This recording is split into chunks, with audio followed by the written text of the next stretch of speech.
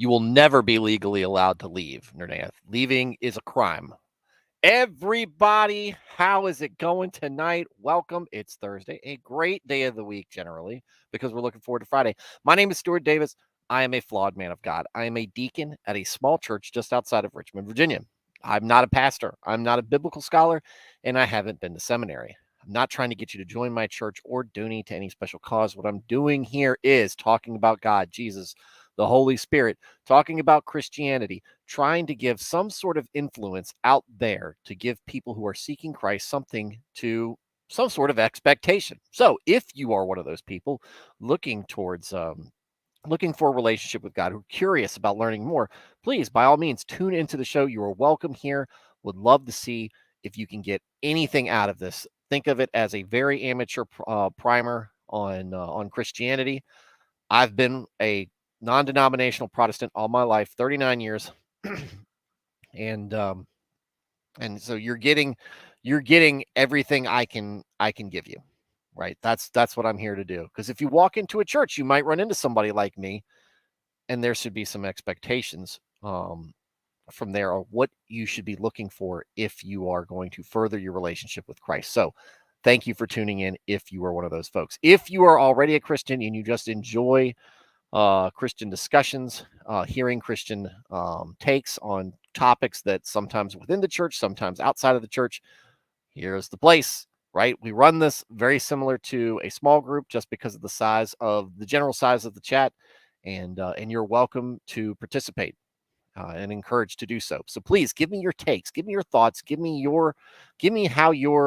what you're getting out of whatever we're discussing, whether it's stuff we're doing out of the Bible, or if it's just a regular discussion like last night when we talked about counting your blessings. So yes, I'm late tonight. This is completely my own fault this evening, but tis what it is. And all my pineapples seem to be right side up, which is the correct way to have pineapples. All right. So Nico's first. We have returned to normalcy, even if that normalcy is not desired. No, just kidding, Nico. Glad to have you here. Dresden coming in second. Nernath in third, threatening to leave legally. It'll never be legal. And Nico telling me I'm late, and Ohio State. I like that, but I will never identify as Ohio State ever. Though it's funny, it's an interesting thing. A gentleman I know of, we used to be folks who would talk from time to time. Never met, but both friends of Nick. And we were on a very similar.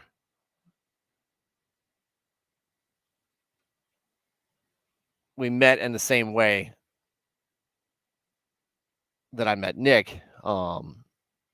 Came across him on Twitter today, just out of the random. He commented on one of Christian Mario's tweets, and I said, "Hey," and I recognized him. I didn't know his name, but I recognized what he was saying and his handle and everything. And I was like, "Dude, how's it going?" Haven't seen him since I dropped off of social media a few years ago, and it's cool. So he's streaming. He's one. If you watch Nick's show, he comment that is Andrew War Snowboard, and I've known him for a few years, and he's a pretty decent guy. He's got a Twitch channel. Apparently, he does a pre-show for Nick on Twitch, where he streams on Thursday night. So that's tonight. So I was supposed to have a guest tonight, but apparently he's fake, just like his homeland.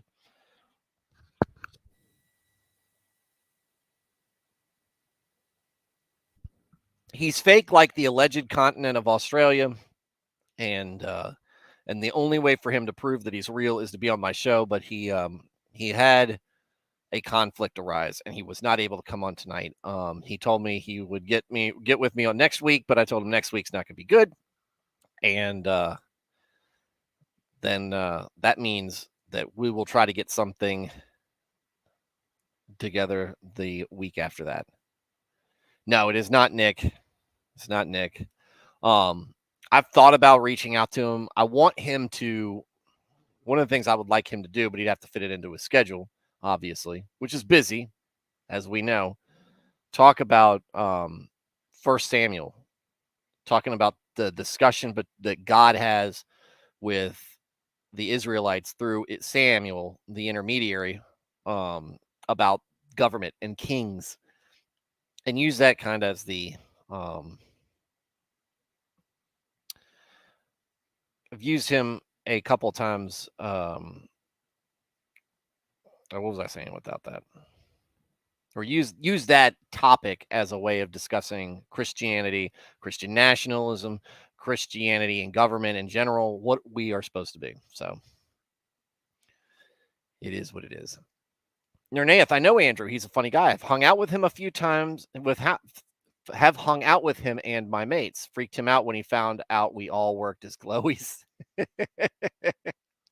He's a good guy. He was in my baseball fantasy league years ago and did not do anything. He barely touched his team. But I know that he's a huge. What tipped me off was there was Andrew in the name on the Twitter handle, and there was a big Cleveland Indians logo. And then I'm like, and then he quoted Nick Rekieta. And I was like, oh, okay. So I just said, hey, and he goes, where do I know you from? And I told him, I was like, oh, TDS. And he was like, oh, Stu. I was like, how did you forget? It has been a while. It has been a while. It's not a Canadian. Now, I don't know if I'll ever have a Canadian on. It's disgusting. But yeah. He's sworn off baseball with the Indians name change. I'll have to talk to him about that. He is always welcome to join the Reds. I'm just started keeping up with him. We've talked about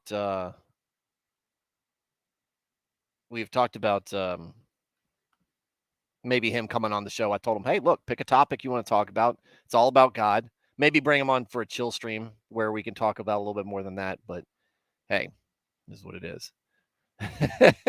John, I did not know you were Canadian. Or maybe I did. I can't remember. John said Nick was. So let's go through. So the topic of Nick is up. Here we go. All right. Probably the shirt scared off the other Paul. No, he probably would have liked this. Or maybe he wouldn't. Don't care. Oh yeah, get Nick again. He's homeless and doing a YouTube tour right now. That is so stupid, by the way. So stupid. Not that he's what he's doing, but the fact that he's on a YouTube timeout. Hate that. Nick was on with a drunk Jewish lawyer last night, and the Jewish dude's takes on Christianity were hilarious. I like Take on. I can't even think of his name right now. I'm subscribed to his channel. Hold on. Oh, what is his name? I'm off of it tonight, guys. I've been all over the place today. Joe Neerman, yeah. I like Joe. I like listening to him. I love him on when he's live streaming court cases. When Nick's live streaming court cases, I think he's a great personality, has a lot of great takes. He has made me laugh, especially when he goes off on social issues, which I relatively agree with. Would that kind of personality I would love to bring onto this show as a guest, but can't.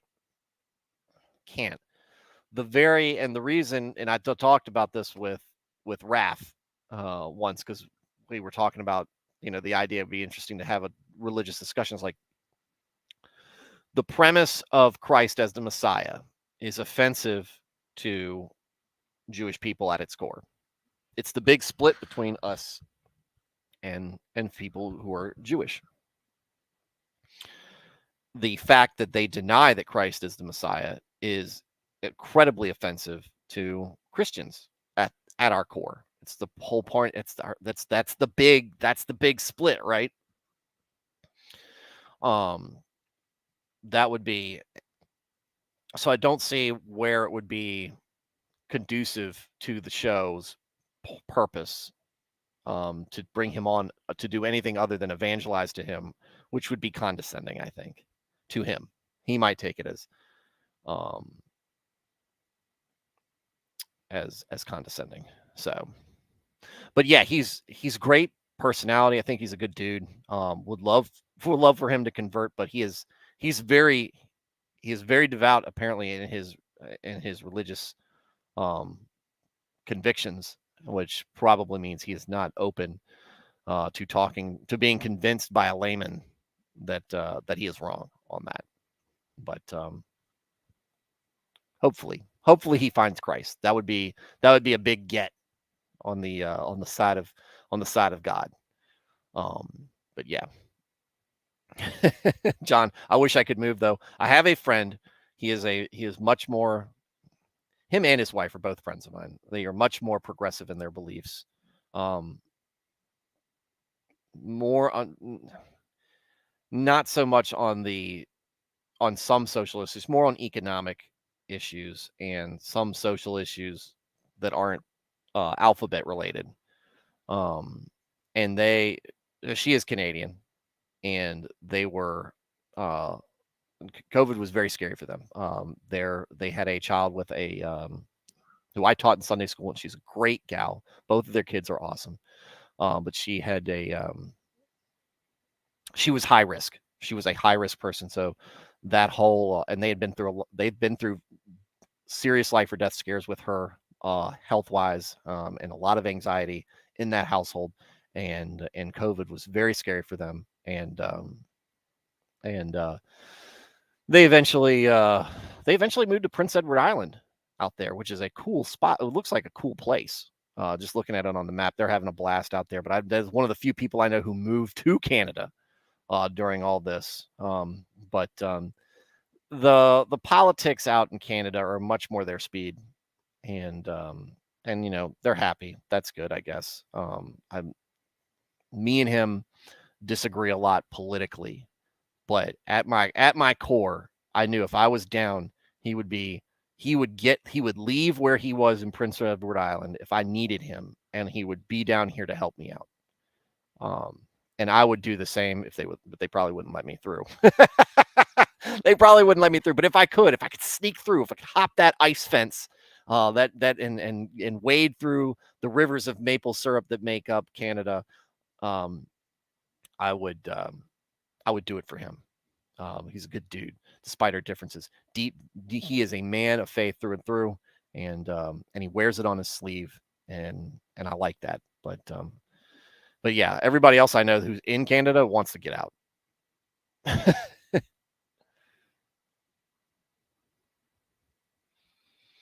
Bring me on if you what we can have a glowy intervention.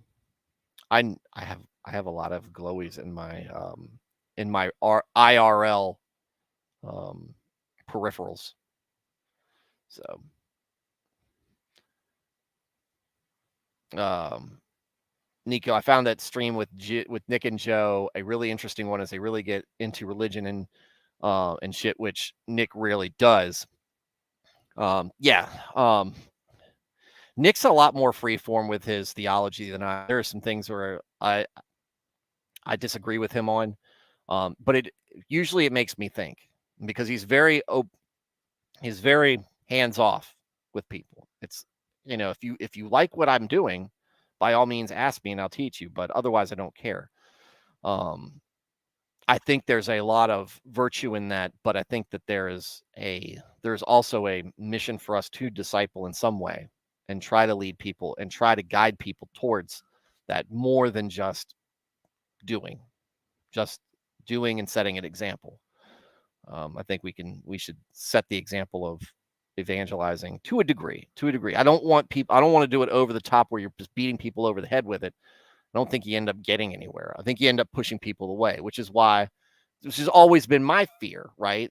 With discipleship, I think it's important, but it's like when trying to apply it, if you don't just have that gift where people can just get up and do it and have a conversation and people are immediately interested, Can't do that. Can't do that cold. I feel awkward and everything. I'm sure we all have had that issue, if or some of you maybe not. So so there you have it. So there you have it in that case. But I think Nick's got has some interesting takes. I think some of his theology is off, but I'm sure, and I know some of my theology is off. So we're in the same boat in that regard. I'm just really high and mighty about it, about mine. Joe, good logic, Issachar. What about legal mindset and Joe? Look, I like legal mindset too. I know I get the impression he is closer to Drex.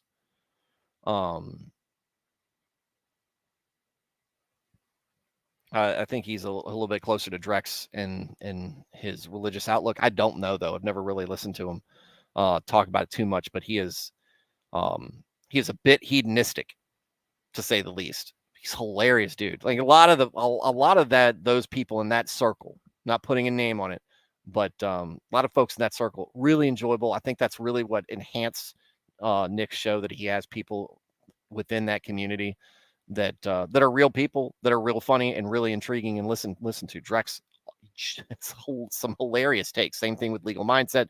Joe's always a laugh. I follow Richard Hogue from Hogue Law because he's a Michigan fan, and he does a lot of stuff on video games. It's fun to listen to.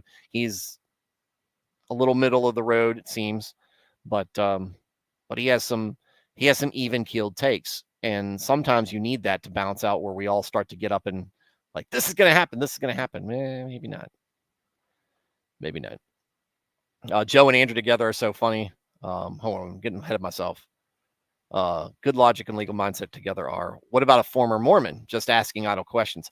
Former Mormon would be interesting, just to know a little bit more,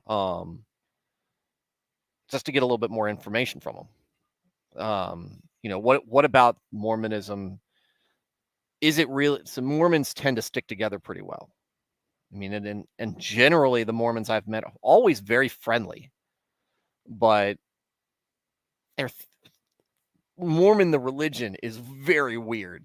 So what eventually tipped you off about it? What eventually led you away? And where does that leave you now? So atheists are a little bit difficult because everything about them is offensive at my core. And their reality is, or what they view as the reality is a nightmare to me. So be interesting. Agnostics, they're usually not very fulfilling in a religious talk. Joe and Andrew together are so funny. Like they're funny on their own too. I really need to Andrew and Drexel together are hilarious. Alphabet, ATF, FBI, IRS, LMAO.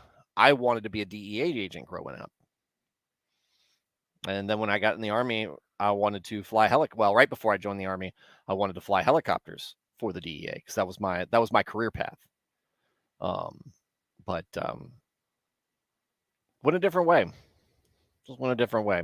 Was not impressed with college. You need college to be in the federal agencies, but yeah. Great people can be wrong. Yes, and are all the time.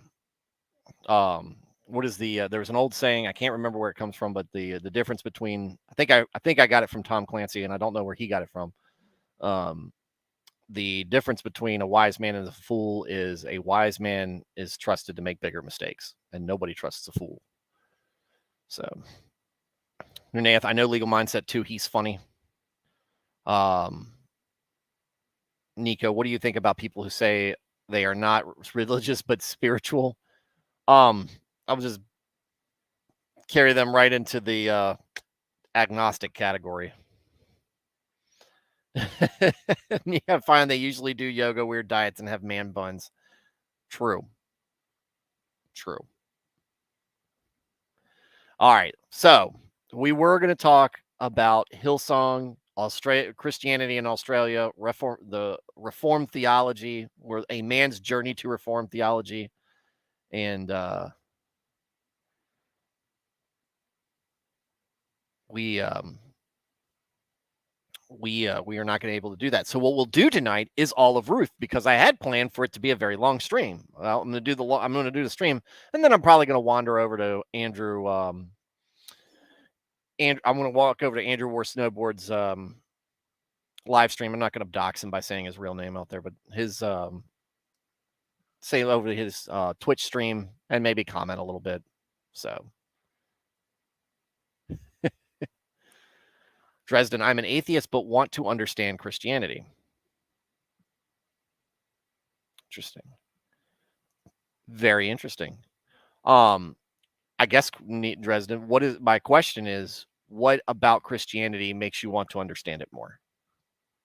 Genuine. I'm not adding, my method of conversation isn't throw up roadblocks and gotcha questions. It's just general curiosity. So, and maybe that's you, just general curiosity. And why and you spend a lot of time here, so why hang out? Why are you taking an hour out of your life every day to be here with us? Anyway, so we were having that discussion. So we were going to talk about Ruth. So we're going to do all of Ruth tonight, because it's weird breaking it up. So we'll just do four chapters. So we'll have a nice long stream discussion about it. Ruth is a very interesting Bible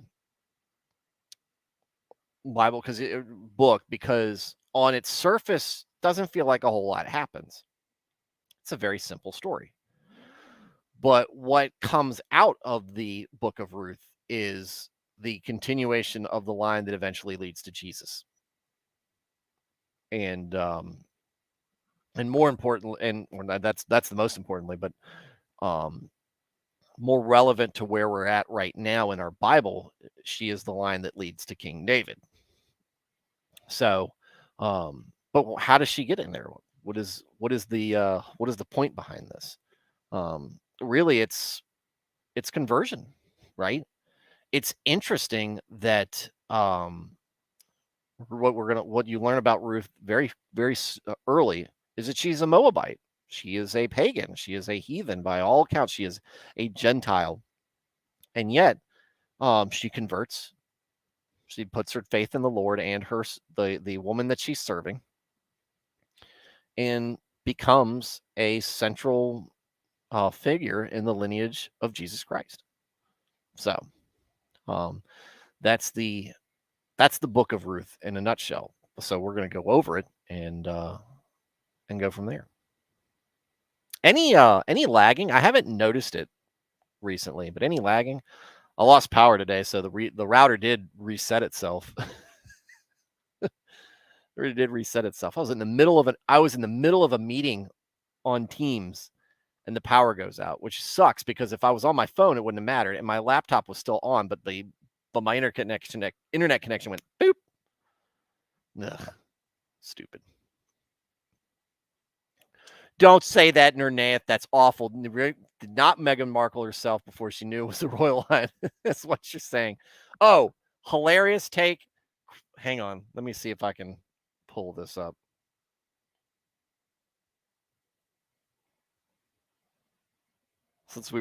And you'll appreciate this, Nernath, being a Lord of the Rings fan. And maybe you've already seen it. Probably have.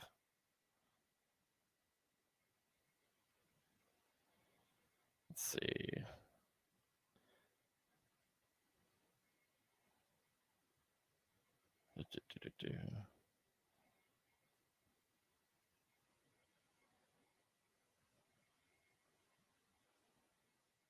I know what I'll do.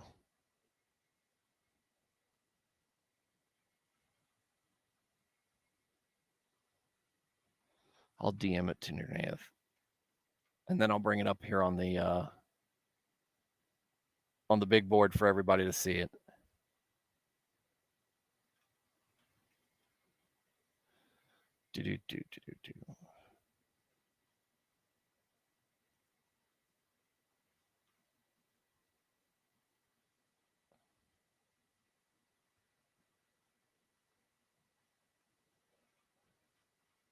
No, it's not that, Nico.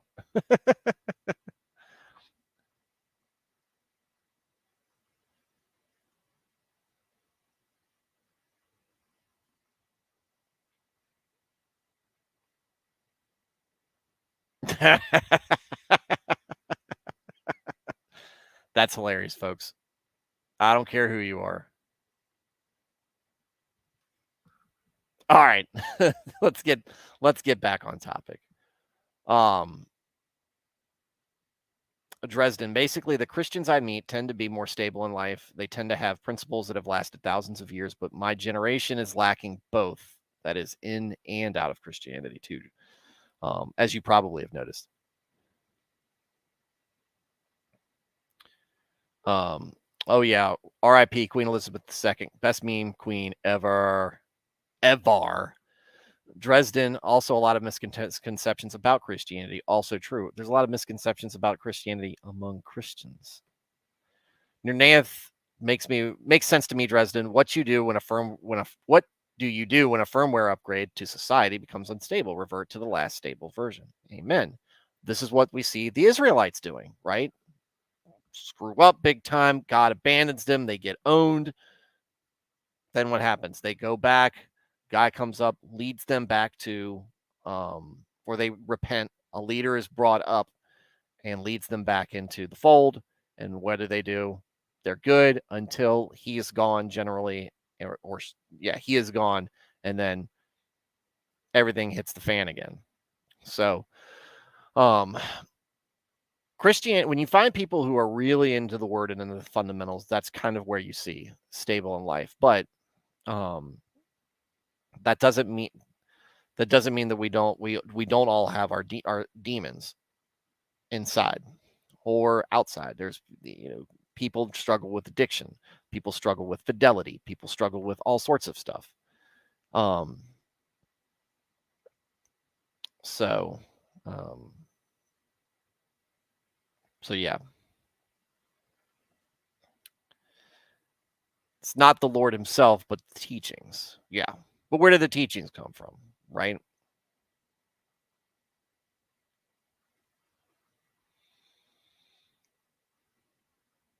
And how come they mesh? It's not that necessarily that the teachings mesh so well together, but some teachings in one Bible, but then the next in one book of the Bible, and then more teachings on top of that layer on, and they all just seem to coalesce together.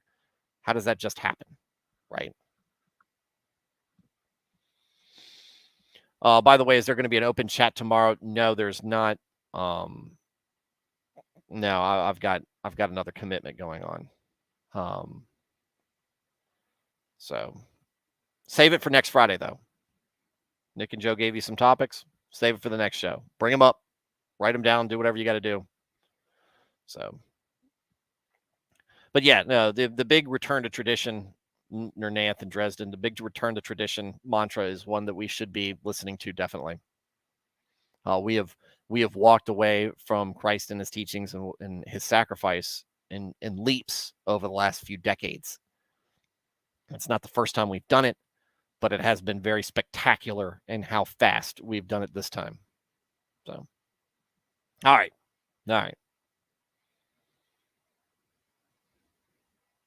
Well, that's why I watch you, to help understand that. Okay.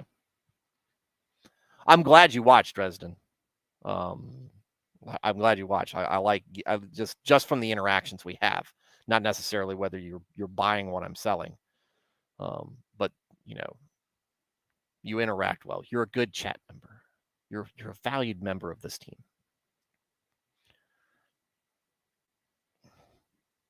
All right. Let me share this. Let me share, instead of the memes, let me share a passages. Stuart could just open a live stream and let us hang in chat tomorrow. Just saying. Always wondered how that'd do that. I've thought about doing a live stream while driving. Thought about it. I think better behind the wheel. I feel like I think better behind the wheel. All right, let's get to moving. All right, Ruth, the book of Ruth, chapter 1, Naomi loses her husband and sons. In the days when the judges ruled, there was a famine in the land. So a man from Bethlehem in Judah, together with his wife and 2 sons, went to live for a while in the country of Moab. The man's name was Elimelech. His wife's name was Naomi, and the names of his 2 sons were Mahlon and Kilian. They were Ephrathites from Bethlehem, Judah, and they went to Moab to live there. Now Elimelech, Naomi's husband, died, and she was left with her 2 sons. They married Moabite women, one named Orpah, not to be confused with Oprah, and the other Ruth. After they had lived there about 10 years, both Mahlon and Kilian also died. Doesn't seem like it was a good idea to leave. And Naomi was left without her 2 sons and her husband. When Naomi heard in Moab that the Lord had come to the aid of his people by providing food for them, she and her daughters-in-law prepared to return home from there. With her 2 daughters-in-law, she left the place where she had been living and set out on the road that would take them back to the land of Judah. Okay. So, bad times in Israel. Man bails, gets out. Nothing to say he can't. And has a family. Most of the families died. The wife and the son's daughters are left, and then they find out, Lord, come to the aid of his people. Sounds like a judge is rising up. And so they're like, let's get back in there. Things look like they've improved back home, so let's go back home. Then Naomi said to her daughters-in-law, go back, each of you, to your mother's home. May the Lord show you kindness, as you have shown kindness to your dead husbands and to me. May the Lord grant that each of you will find rest in the home of another husband. Then she kissed them goodbye, and they wept aloud. And she said to her, we will go back with you to your people.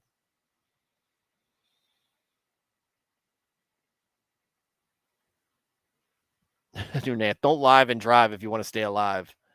We'll see. I haven't done it yet. We need to start a Flawed Man of God community, like a Discord server. Not against that. Nath, I know a kid who couldn't remember this guy's name and called him Lick My Snack. What? Oh, Lick My Snack. Elimelech, yeah.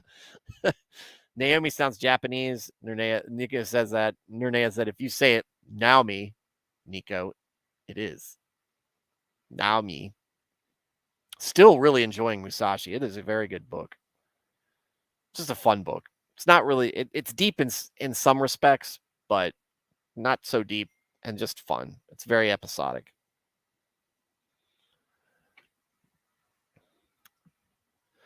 All right, so she's letting her daughters-in-law go. She's like, look, go back home. There's nothing I can offer you. Go back home and make a life for yourself. And they said, no, we want to come back with you. But Naomi said, return home, my daughters. Why would you come with me? Am I going to have any more sons who could become your husbands? Return home, my daughters. I am too old to have another husband, even if I thought there was still hope for me. Even if I had a husband tonight and then gave birth to sons, would you wait until they grew up? Would you remain unmarried for them? No, my daughters. It is more bitter for me than for you, because the Lord's hand has turned against me.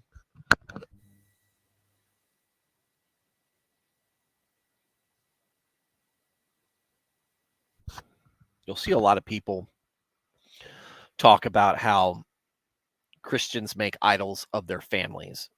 And I think that's that's an unwise thing. We shouldn't, I don't think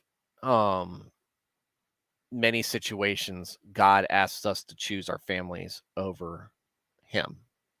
I think it's a very rare case indeed. But where it can is when we blame God for when something happens within our family, whether it's a health issue, a relationship issue, whatever. It's easy reading on paper, oh, Naomi just doesn't have faith. You know, you got to remember, Naomi has lost both of her sons and her husband. Like the three people that she should be closest to are all gone. And she's obviously very fond of her daughters-in-law.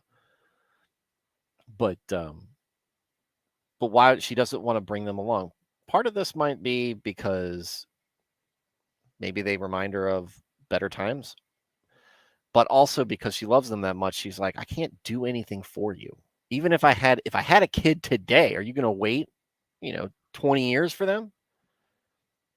No. She's bitter, but understandably so. Talk to people who have endured the loss of a child, especially a child at a young age, 18 or younger. And you will find people who have had a lot of bitterness that they've had to get through, and it's understandable. So, but and she's not saying the Lord is hateful or spiteful. It's just the Lord's hand is turned against me. Maybe he's just the Lord is not does not find favor in me right now, and she's bitter about that. I think she's letting it get to her, but that's a tough situation to be in, especially back then. It's much harder back then to be a widow like that.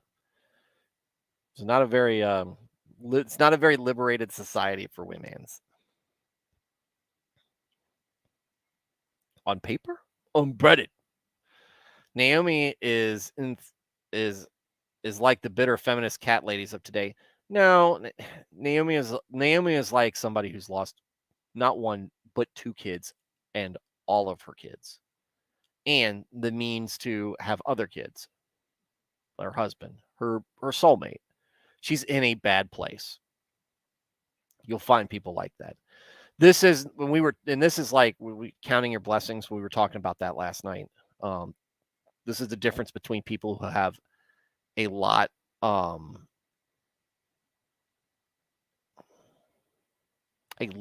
on and a lot to be a lot of trauma, which this is, versus people who just want to be upset, want to be depressed.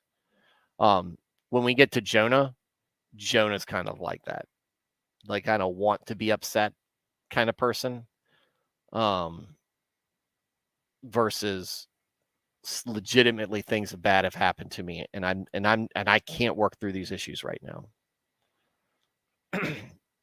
And this is like years. I mean, grief is real, right? So, oh, Naomi is nothing like the better feminist cat lady. Oh, okay, Nico. Okay, I get you. Yeah, so we're on the same page. Nernea, seems like lots of these ancient Jews seem melodramatic, like Job. Don't know how to read the attitude. The Lord has sorely oppressed me. Cannot tell if it's stoic or complaining. I think that they were very. I think that they were very open. Like they are very like melodramatic, histrionic, very very expressive in their emotions. And then you look at that when you look at Greeks, you look at Jews, you look at Italians, people in that little region right there, very expressive, even to this day, culturally very expressive. And I think that that's an offshoot of this. And I think this is a reflection of that. We talk about tearing their clothes, wearing sackcloth, putting ashes on their head, ripping hair from their bodies. This is very openly expressive, on just very very hyper expressive, whereas we tend to be a little bit more stoic in that regard. So Christianity's played some sort of role in that. I don't think that that's necessarily a good thing. I think being expressive is fine. It's honest, right? Being openly expressive, you're being honest and open about things. So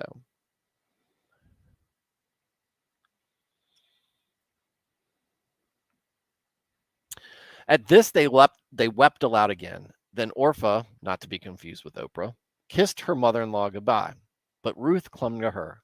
Look, said Naomi, your sister-in-law is going back to her people and her gods. Go back with her. But Ruth replied, don't urge me to leave you or to turn your back from you. Where you go, I will go. And where you stay, I will stay. Your people will be my people, and your God my God. Where you die, I will die, and there I will be buried. May the Lord deal with me, be it ever so severely, if even death separates you and me. When Naomi realized that Ruth was determined to go with her, she stopped urging her.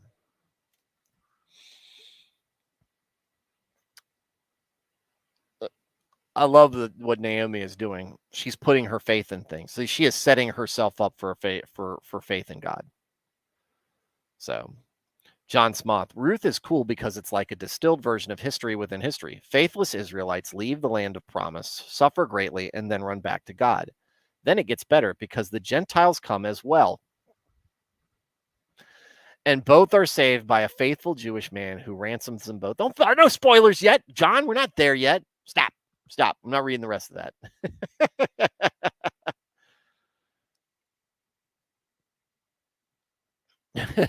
We'll get to that in a minute. But this is it. I mean, I'm with you. You're part of my family. I'm staying with you. Death hasn't released me from that, and I don't want it to. When I came into your family, I came into your family and your culture, and this is what is right. And so I'm here with you. I'm sticking with you for the long haul. You don't need to necessarily worry about Naomi and what her feelings are. Like I said, she's bitter right now. She's got a lot to be bitter about. But she lets her come with her. So the two women went on until they came to Bethlehem. When they arrived in Bethlehem, the whole town was stirred because of them, and the women exclaimed, "Can this be Naomi?" "Don't call me Naomi," she told me. "Call me Mara, because the Almighty has made my life very bitter. I went away full, but the Lord has brought me back empty. Why call me Naomi? The Lord has afflicted me. The Almighty has brought misfortune upon me." Yep. That's no fair. It's okay, John. The book's been out for a while. um, yeah. So here, look, Naomi's recognized when she comes back home, and she tells people they start calling her by name, and she's like, "No, don't call me that." This is where she gets really melodramatic. She went away full. She had her husband and her kids, and then she comes back without them. But she comes back with Ruth, so she's not completely empty. But maybe she just doesn't think of Ruth in that way. I don't know. Let's see. Seems like she has, though. Seems like she's got a lot of love for them. But again, she's dealing with depression. She's dealing with grief. She's dealing with loss and bitterness. This is the deepest the deepest wounds you can get. Loss of a child times 2, and the loss of a husband. I need a man. So Naomi returned from Moab, accompanied by Ruth the Moabite, her daughter-in-law, arriving in Bethlehem as the barley harvest was beginning. Why would they mention the barley harvest? Ruth meets Boaz in the grain field. Now, Naomi had a relative on her husband's side, a man of standing in the clan of Elimelech, whose name was Boaz.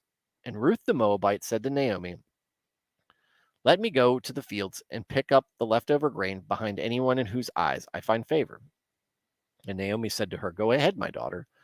So she went out, entered a field, and began to glean behind the harvesters. As it turned out, she was working in a field belonging to Boaz, who was from the clan of Elimelech. All right, so what she's going back out there, she's gathering stuff, basically the leavings behind.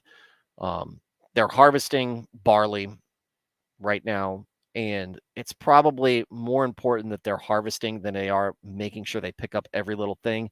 And because culture back then for the Israelites is that, you're supposed to look out for the orphans and the poor and indigent.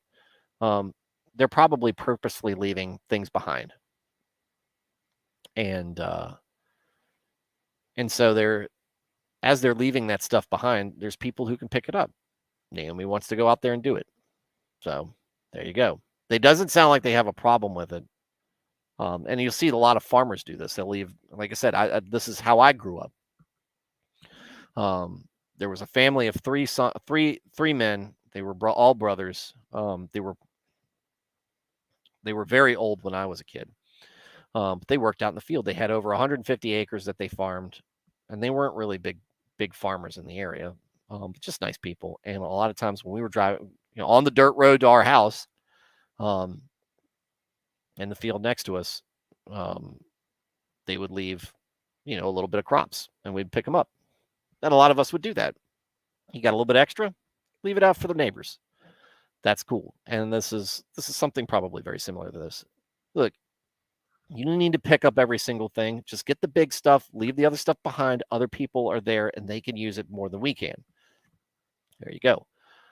So just then Boaz arrived from Bethlehem and greeted the harvesters. The Lord be with you. The Lord bless you, they answered. All right. Sounds like Boaz, pretty nice guy. Talking about the harvesters. He's saying hi to them and they're saying hi back. They're not going, oh, geez, Boaz is back. Shut up. That owner that nobody likes and thinks he's important, but he doesn't treat anybody right. No, this doesn't sound like that kind of guy. Boaz asked the overseer of his harvesters, who does that young woman belong to? Oh, she immediately catches his eye. Maybe she's new, and he just noticed her because he's new. Maybe she's pretty, right? Maybe she's pretty. The overseer replied, she is the Moabite who came back from Moab with Naomi. She said, please let me glean and gather among the sheaves behind the harvesters. She came into the field and has remained here from morning till now, except for a short rest in the shelter. So she is,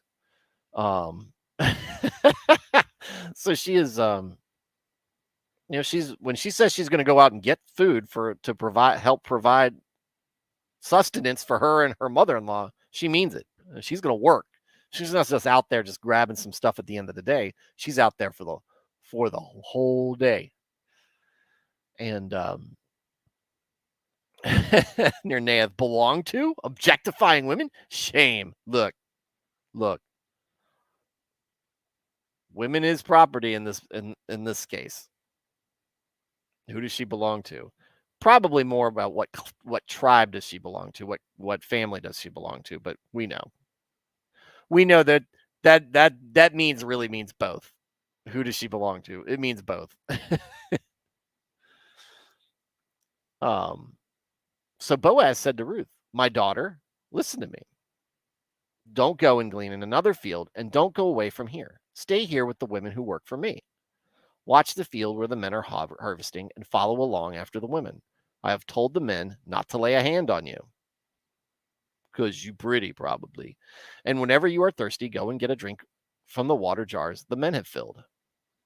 At this, she bowed down with her face on the ground. She asked him, why have I found such favor in your eyes that you notice me a foreigner? We know.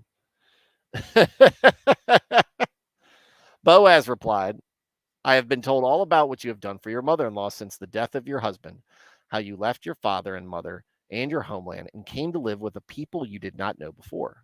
May the Lord repay you for what you have done. May you be richly rewarded by the Lord, the God of Israel, under whose wings you have come to take refuge. Yeah, you heard about that after you noticed her because you saw, who's that? And then you found it because you said, boom. But so what he realizes is that she's more than a pretty face. She's a woman of significant character. Significant character. She left her family. This we really didn't put the heavy weight on this. There's a reason why Oprah left, right? Naomi puts it down pretty cleanly. I'm a widow. I'm going to be a widow for the rest of my life. I have lost my husband, the person who provide my main provider, and I've lost my sons who could step up and provide for me, as a secondary family member. You ladies are not going to be able to get anything out of me. You're just going to be just as bad off as I am, if not worse. And I can't help you. So go back to your homes where you can go find a place in life to be. She stayed. She stayed because she was that faithful to her. and it was that important to her to try to take care of her how she could. And she's doing that right now. So yeah, Ruth's pretty impressive, right? It's like you said, she's more than just a pretty face. She's more than just somebody who turned his head. Somebody who impressed him. May I continue to find favor in your eyes, my lord, she said. You have put me at ease by speaking kindly to your servant, though I do not have the standing of one of your servants. She's humble too. Oh no. She's a 10. At mealtime, Boaz said to her, come over here, have some bread, and dip it in the wine vinegar. All right, hang on a second. John, absolute hustler. I hear social justice warrior screams, power dynamics. Nico, remind me of Joseph's work ethics. What do you mean it reminds you of Joseph's work ethics? Yes. Yeah. Just doing the right thing. Well, I don't understand how much just going out and doing the right thing makes you a person of character, right? You don't have to just be somebody who excels in and doing other things, but just being there and doing the right thing, being steadfast, not being flighty, um, being honest, doing these things. Boom, there we go. John, girls, don't settle for a broke ass, dumb ass, cheating ass, cheap ass, lazy ass. You deserve a Boaz. I heard something like that at a Bible study years ago. That's really on the line, isn't it, John? That's pretty on the line. I don't have a problem with it. I think it's hilarious. Bible study. Get yourself a Boaz. That's funny. That's a when me and my wife got married, the pastor who married us, he had also married my parents. My dad and him were friends, our friends. And he was talking about when God created man and then God created woman, and he named her woman because he looked at her and went, whoa, or Adam looked at Eve and went, whoa, man. Very similar. Nernath, Bible dating advice, get the pretty ones on the rebound. I mean, doesn't say, I would think if she had kids too, she doesn't have kids. So they're hanging out. They're flirting with each other. Lots of women-centric empowerment teaching at churches. Don't get me started. All right. The Kristen Dumez, the what's her name?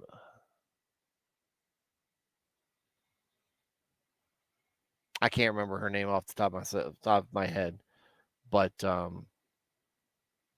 there's a lot of them out there. There is something to be said for empowerment to keep you out of a bad situation, to keep you and your kids out of a bad or dangerous situation.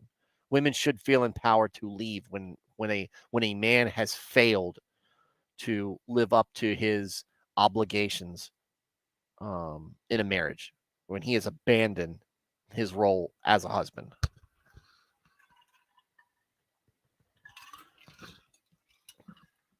But these folks jump the shark and go straight to patriarchy, and we see a lot of failure in the church there, as opposed to this is why complementarianism is is correct and egalitarianism is wrong, right?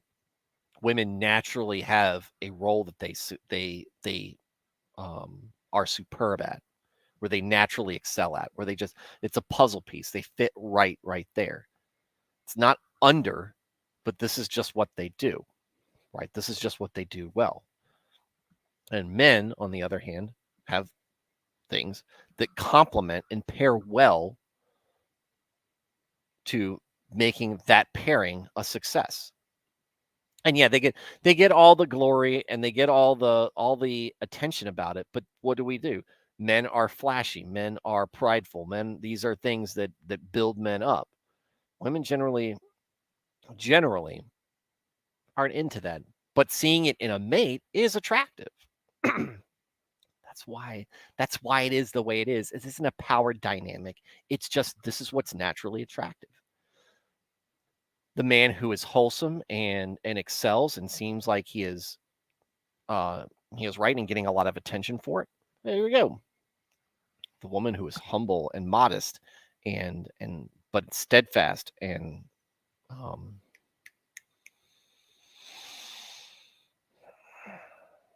diligent.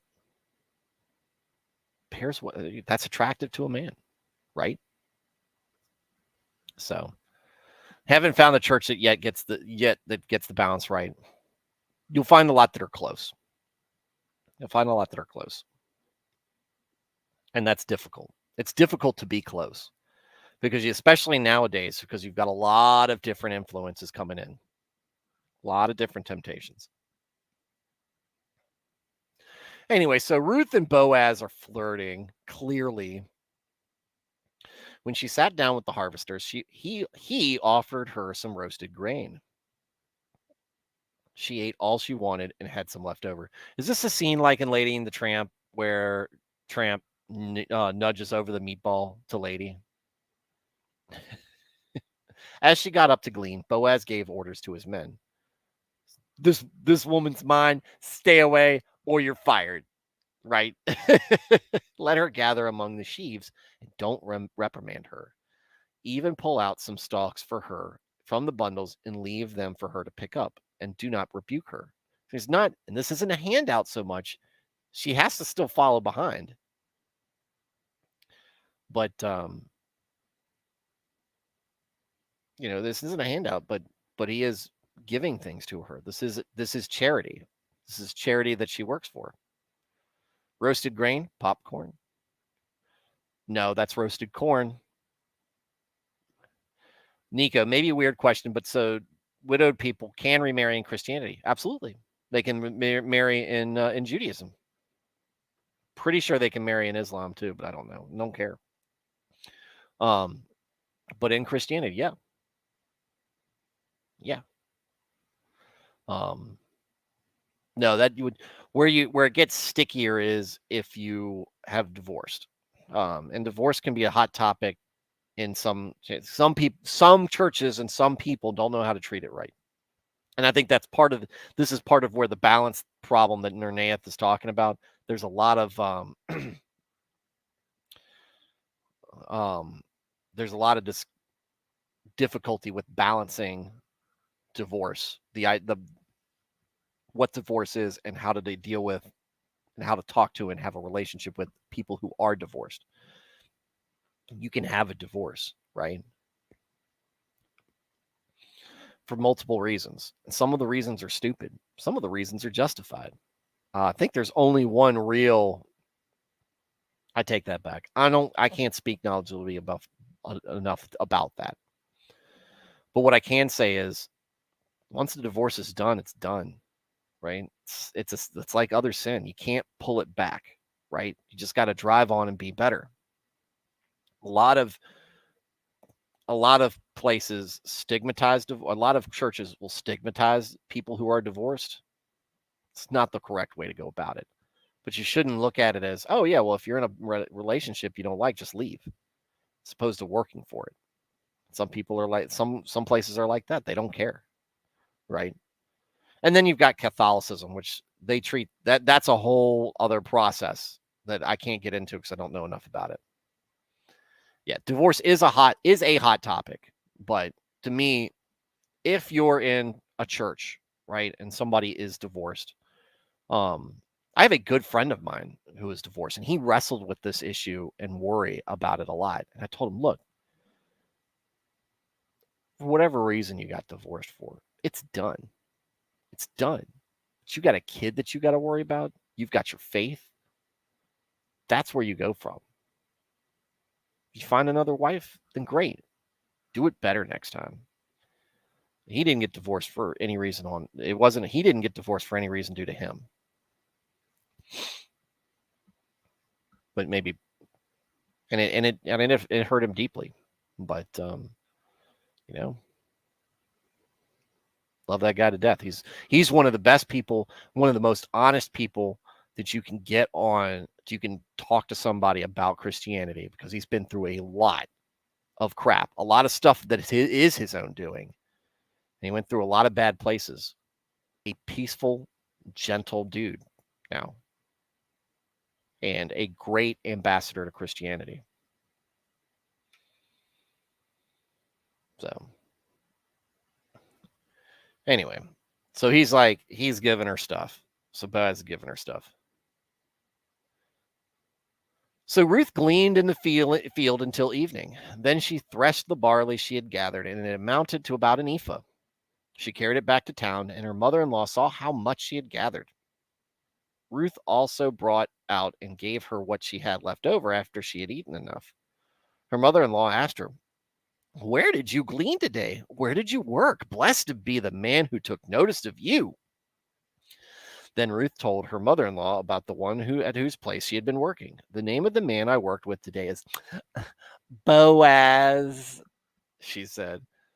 "The Lord bless him," Naomi said to her daughter-in-law. "He has not stopped showing his kindness to the living and the dead," she added. "That man is our close relative. He is one of our guardian redeemers." I don't want to get into, look, we're already at an hour. I'm not going to get into guardian redeemers. It's a kind of a difficult thing to discuss. But basically, like, he's high up. He's high ranking in the family, and he is able to forgive things. He has some sway in what people's standing is within the family. Then Ruth the Moabite said, then I like how they declare, then Ruth the Moabite, they were just talking about how important he was to the Israelite family. They just highlight that she is a Moabite. He even said to me, "Stay with my workers until they finish harvesting all of my grain." Naomi said to Ruth, her daughter-in-law, "It will be good for you, my daughter, to go with the women who work for him, because in someone else's field you might be harmed." Pretty girl like you, better be careful. Better be careful. So Ruth stayed close to the women of Boaz to glean until the barley and wheat harvests were finished, and she lived with her mother-in-law. Yeah, Nernath, like that. If you're divorced, more importantly to me is how you act afterwards and why you did it. Why you did it. If you did it for the wrong reasons, you will keep making mistakes and people will know. Yeah, did you learn from your mistakes? If you did, that's the thing. There are some people, I'm related to some, who did things like that. Nico, yes. Yeah, I don't like overly shaming a divorce as a life failure. Harms and depresses a person more than it helps, in my opinion. Sometimes things just don't work out. Sometimes things don't just work out. Kind of simplifying it a little bit. But people do get into bad situations. Both of my parents are divorced. Married at a very young age, both of them. It was very quick. They both married. One marriage was very brief. The other marriage had I have a half brother, and I also haven't seen that half brother since I was 6. So, because of the strain that custody, not the legal side of things, but the emotional and the emotional side of things left, right? And like I said, never my brother has never reached out to me in any capacity.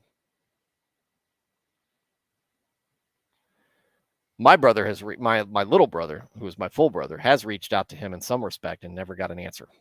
So,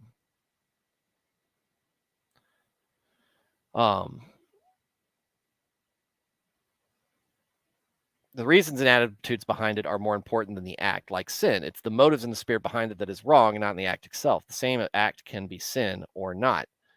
Yeah, to me, it's where do you go past it? Because you're going to sin. Where do you go past it? And like you said, how you act afterwards. Dresden, do you think you will speak with your half brother again? Don't know. To be honest with you, I probably wouldn't recognize him if I saw him. Because of some actions that had and some things that were that he had said. I don't think that he has any care for me. So I gave up on that a long time ago, searching him out and everything.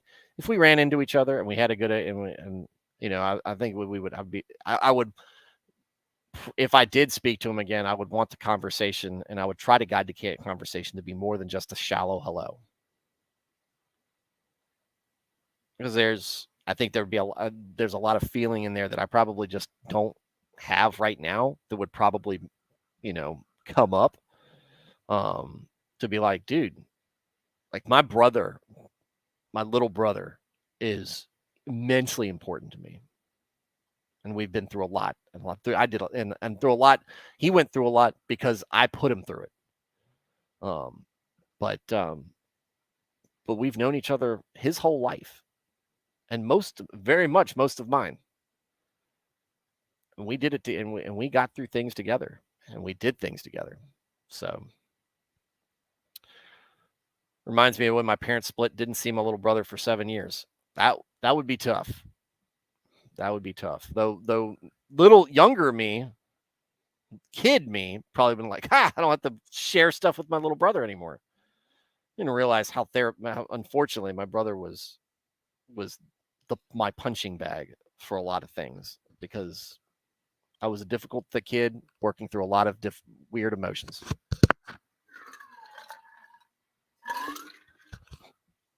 And if he aggravated me, I just started hitting him. A lot of apology from me. And that culminated into a long apology letter that I wrote when he went to Iraq and I was getting ready to go. And the idea that something could happen to one or both of us, that's when it really landed on me. It was building up for a while, but when it really landed, when it was really real, and I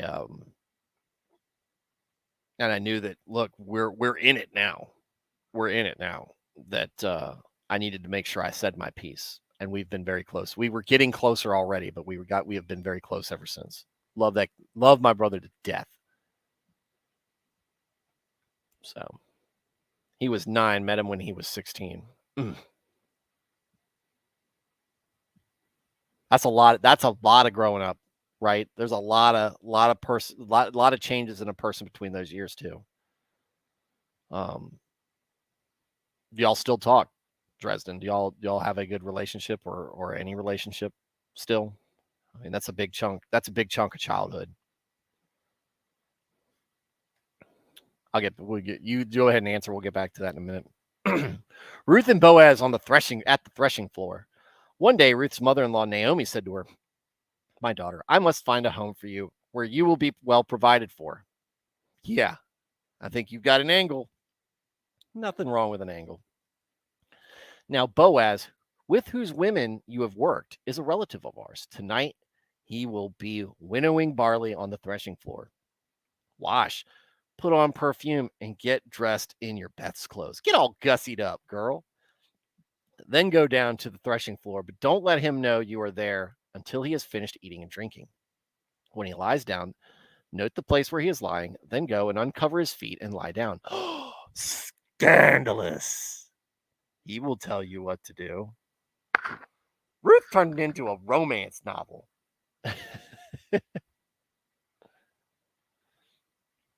He was a different person, but so was I. But there's something about siblings that never change. Something about him, yeah. It may be a stereotype, but all the old Jewish women I know want to be Yenta.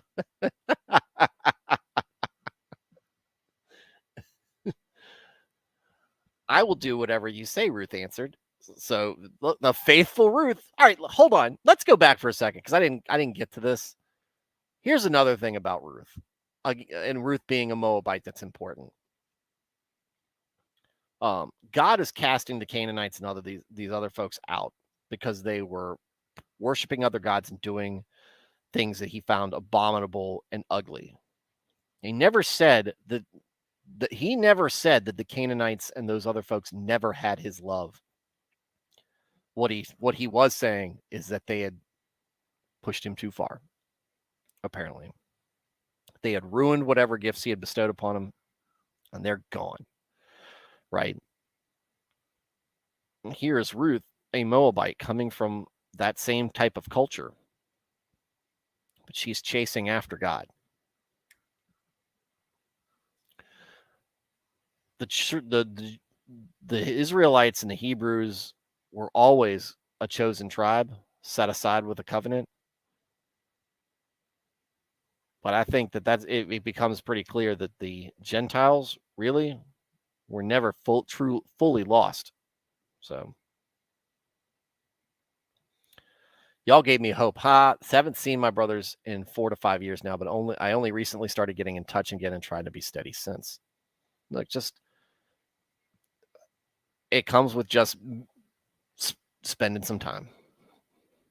Spending some time.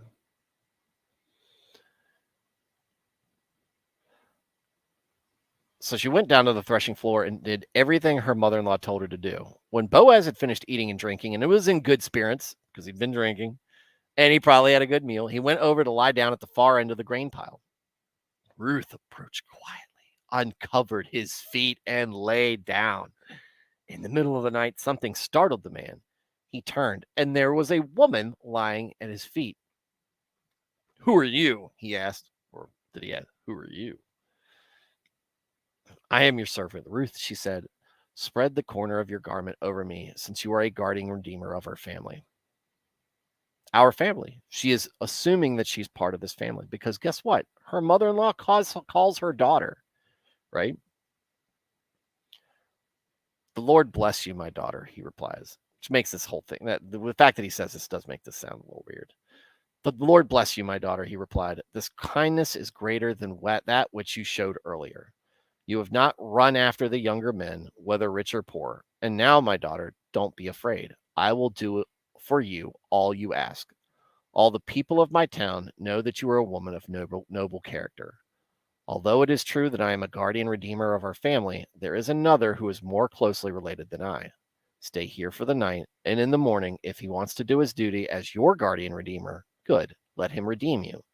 But if he is not willing, as surely as the Lord lives, I will do it. Lie here until morning." So she lay at his feet until morning, but got up before anyone could be recognized. And he said, "No one must know that a woman came to the threshing floor."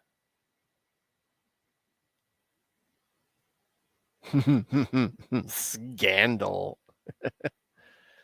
Dresden, just take it easy. It takes time. It does. It does. I assume. Like I said, I don't know. Proof the Bible supports guys getting younger chicks. Yeah. Oh, yeah. Yeah, I think Joseph is much older, has got a few years on Mary. Could be wrong. I mean, he's not an old guy, but he's not, he's not her age, I don't think.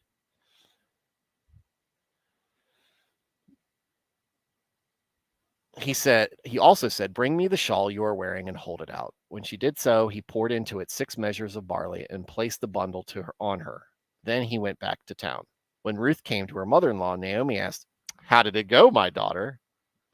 Yeah, because you know that you got to know, right? Then she told her everything Boaz had done for her and added, "He gave me these 6 measures of barley, saying, 'Don't go back to your mother-in-law empty-handed.'" Then Naomi said, "Wait, my daughter, until you find out what happens, for the man will not rest until the matter is settled today." Yeah. Let's say Boaz is doing the honorable thing. He's not taking advantage of her, trying to take advantage of her, but he definitely is infatuated with her as well. He's definitely interested as well, and so he wants to make this a reality. Doesn't need to know anything more about her other than her character. She is a woman of character and the type of character she has. Chapter 4. Boaz marries Ruth. Oh, you ruined the ending. Meanwhile, Boaz went up to the town gate and sat down there just as the guardian redeemer he had mentioned came along. Boaz said, "Come over here, my friend, and sit down." So he went over and sat down. Let's have a discussion. Let's negotiate. Boaz took 10 of the elders of the town and said, "Sit here," and they did so. So he's bringing everybody. He's doing it in front of God and everybody. the correct way. Then he said to the guardian redeemer, Naomi, who has come back from Moab, is selling the piece of land that belonged to our relative Elimelech. I thought I should bring the matter to your attention and suggest that you buy it in the presence of these seated here and in the presence of the elders of my people. If you will redeem it, do so. But if you will not, tell me so I will know. For no one has the right to do it except you, and I am next in line. I will redeem it, he said. Then Boaz, okay. Then Boaz said, on the day you buy the land from Naomi, you also acquire Ruth the Moabite, the dead man's widow, in order to maintain the name of the dead with his property. At this, the guardian redeemer said, then I cannot redeem it because I might endanger my own estate. You redeem it yourself. I cannot do it. I don't know where the endangering part comes. Maybe because he's already got sons of his own, and there would be and he's already got a wife or more, where he has heirs, and then if he marries this girl, or if she becomes part of his property, there might be some inclination that she has a kid, and then that, like I said, endanger the estate. Maybe that's what that means. Don't know. Do not take what I'm saying as gospel. Now, in earlier times in Israel, for the redemption and transfer of property to become final, one party took off his sandal and gave it to the other. This was the method of legalizing transactions in Israel.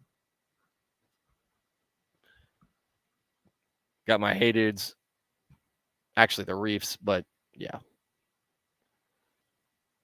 So the guardian redeemer said to Boaz, buy it yourself. And he removed his sandal. Then Boaz announced to the elders and all the people, today you are witnesses that I've bought from Naomi all the property of Elimelech, Kilion, and Mahlon.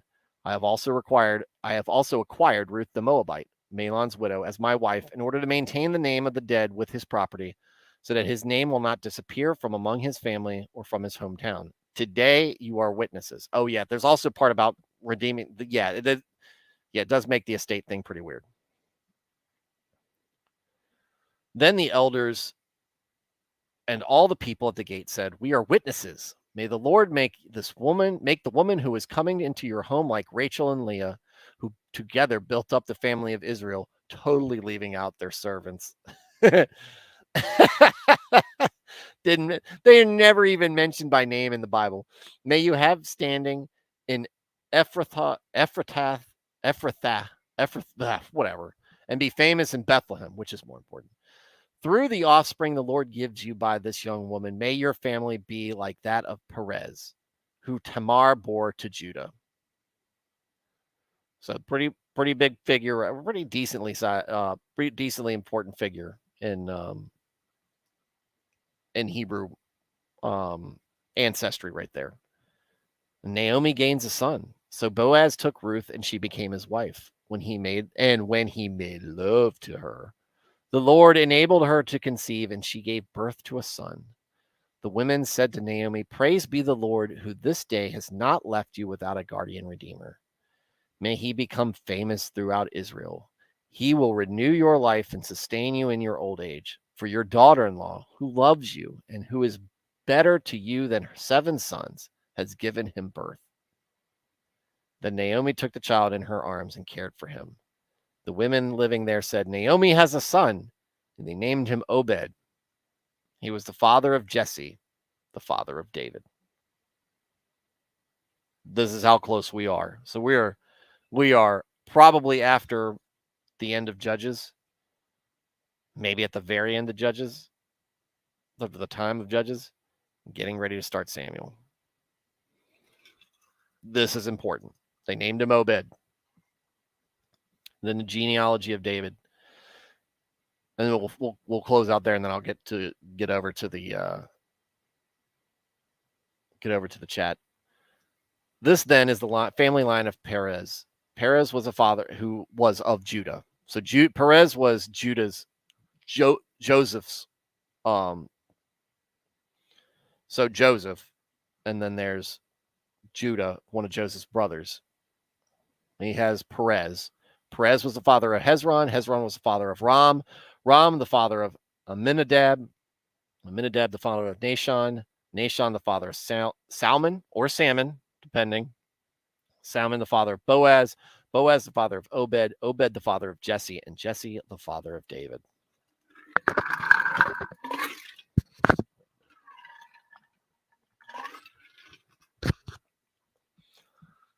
This sounds like some long-lived people in this line, because you got to remember it's from the end of from Judah and Joseph. That's 400 years before Moses, and then quite a few generations here in between, from the Exodus to the end of Judges. So that's quite a long-lived line right there. So.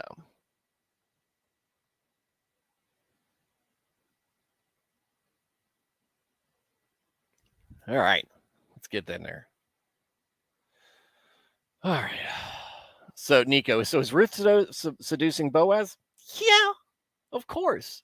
Look, that's what a lot of courtship is seduction, right? It's not. It's court. Look, you're trying to attract the member of the member of the opposite sex that you are very interested in. Sometimes it's just being charismatic. Sometimes it's turning the charm up a bit.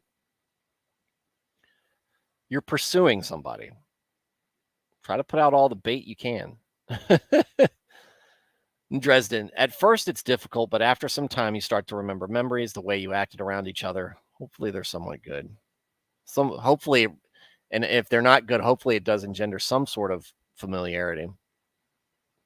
Nico, thanks for the encouraging words. Now I'm just patiently waiting for him to start opening up again. Yeah. Dresden, I hope the best for both of you. If it works out, it'll be one of the best moments of your life. Yeah. Yeah, dude, family getting back together is good. I've had a lot of family fracture on both sides of my family, and it is difficult, and it's lonely in many ways. Sometimes it's over a lot of complicated issues, and sometimes it's just over stupid stuff. And that's why, like I tell my kids, they argue and fight and everything. Y'all need to learn to love each other, because both of y'all are precious to me and your mom. Y'all should be precious to each other. See the good in both of them. If we have more kids, cool. They'll be precious to us too. So, all right. Yeah. Not all that long. Not even an hour and a half. When we go through Ruth. And then we come up. What's next? 1 Samuel. Boom. Samuel's great. Samuel is great. We'll get to that. Oh, we learned some stuff tonight. Learned some stuff about me. Learned some stuff about Dresden and Nico. Pretty cool. Pretty cool. Pretty fulfilling here. We learned that John Smoth is more talkative than he sometimes lets on, and that he's Canadian. Right? Know that Nernath also knows Andrew. So, Andrew P. Skateboard. And yeah, it's good. It's good. It's good that we're talking. So what do you think the overall point of the book is? I think there's a few pieces here, a few points of why it's important. Number one, kind of puts her, it explains why you have a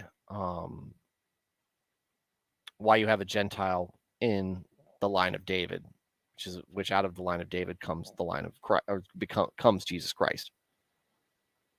So I think that that's one of the important factors.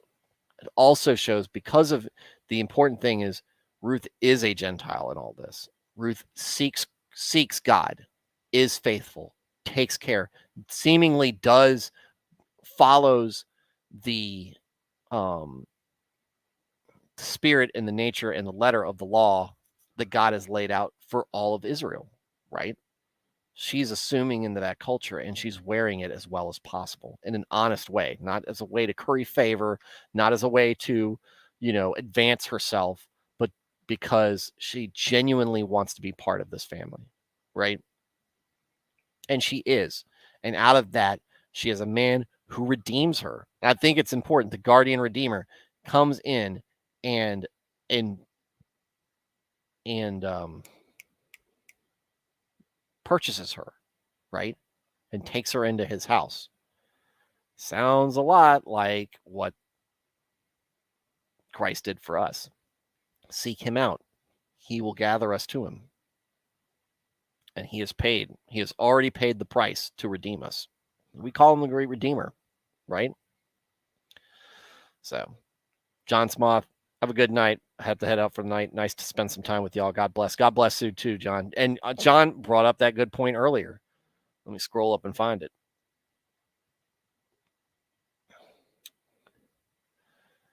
We'll go back and read his comment. Ruth is cool because it's like a distilled version of history within history. Faithless Israelites leave the land of promise, suffer greatly, and run back to God. Then it gets better because the Gentiles come as well, and both are saved by a faithful Jewish man who ransoms them both. It isn't a one-to-one comparison in the details, but thematically it fits. It absolutely does. Absolutely does. And that was another good point. So that's what I'm getting out of it. I'm getting the same themes out of it that John is.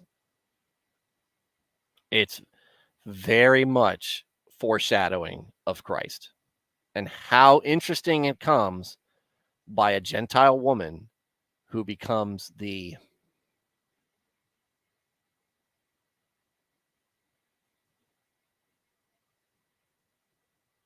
great grandmother of King David, right? In the beginning, Naomi was encouraging her daughters to worship other gods back to her people and her gods. Probably reckless of her, but at the same time, you got to think she legitimately does not think she has any prospects. So she probably feels like, and she clearly cares about, um, she clearly cares about her daughters-in-law. She wants them to be able to have a fulfilling life. But yeah, she does kind of forget that having the fulfilling life is secondary to a relationship with God. But missing that point, she tries to steer her to a life that will be fulfilling to her instead of a life of misery and poverty and neglect. But what does Naomi do? She does her best to take care of her because that's in her nature. Her nature shines through here. And that's the great thing about Ruth. Ruth, in many ways, is a woman who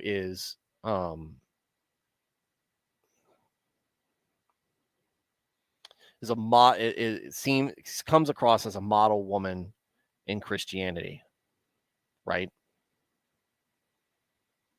She's not super subservient, but she is. She is somewhat submissive, whatnot. She does take her own initiative when she has to, and she's faithful, and she's loyal. There's a lot of good themes that come out of that.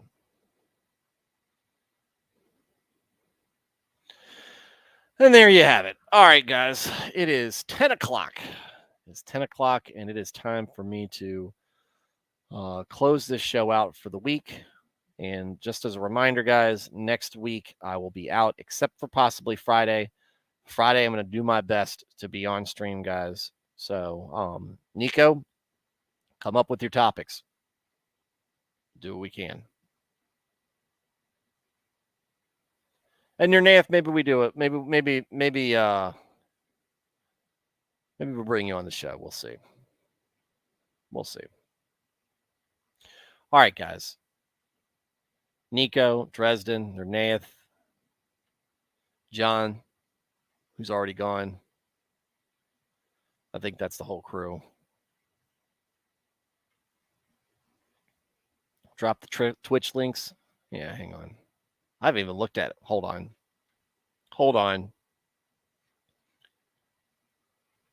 I haven't looked at it yet. Let me see if I can open it real quick. Do.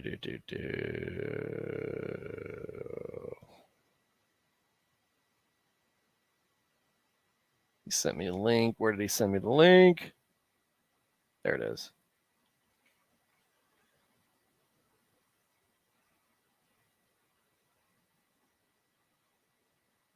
Broadcaster has indicated that this channel is intended for mature audiences. Yeah, we'll see.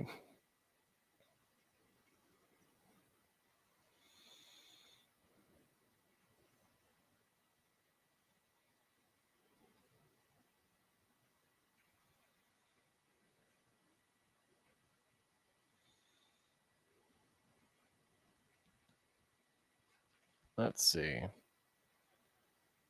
Only if we talk about Balerion. Yes. Yes, we will talk. Yes. Forkin Sawyer. Thanks for all you do. Thanks, Forkin. I don't know if I've seen you comment on here before, but thanks. Appreciate it. Thanks for commenting. And if you're listening, thanks for tuning in, dude.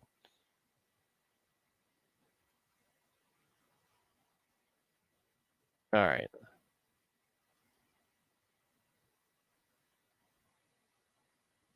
There you go. There's Andrew's Twitch channel. I guess it's ongoing right now. I'm just going to head on over. I don't even know if I have a Twitch account. I don't watch Twitch generally. Do it for him though. I hadn't seen him in a while. See how he's doing. Never caught any of his streams before. I don't even know how he is on there. So I've been around for a bit. Not much of a chatter. Hey, like I said, all you guys who are just listening and following along, that's fine. I don't care if you're a wallflower or not. I don't care if it's just something you're tuning into while you're on the road. Awesome. Glad to have you here. All right. Sounds very Paul Bunyan. Well, you guys can discuss that at another time because I'm closing things out tonight. It is Thursday, guys. Have a good, safe weekend. Have a enjoy your time, and we'll talk. We'll talk in a couple of weeks. All right. All right, guys. Y'all have a good night and God bless.